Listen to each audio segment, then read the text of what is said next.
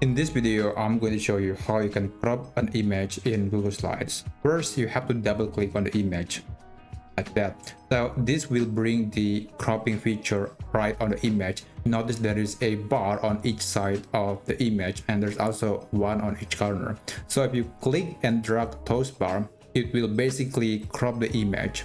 So if I put it to the top right here, you will see that this area will be grayed out, meaning that this area will be cropped and this area that is visible is going to be left out.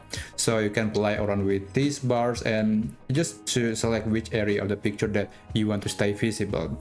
And after that, you can click anywhere and that cropping setting will be applied. But if you want to crop to a specific size, you can also do that. So let me just undo the action. And wait, just click again. Okay, so just double click on the image again and click format options and then go to size and rotation, and then here you can basically select the size or the width and the height of the image precisely.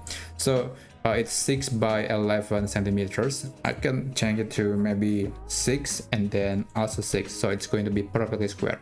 I can play around to the position and to make sure that the face is visible, and I can click anywhere to apply the setting.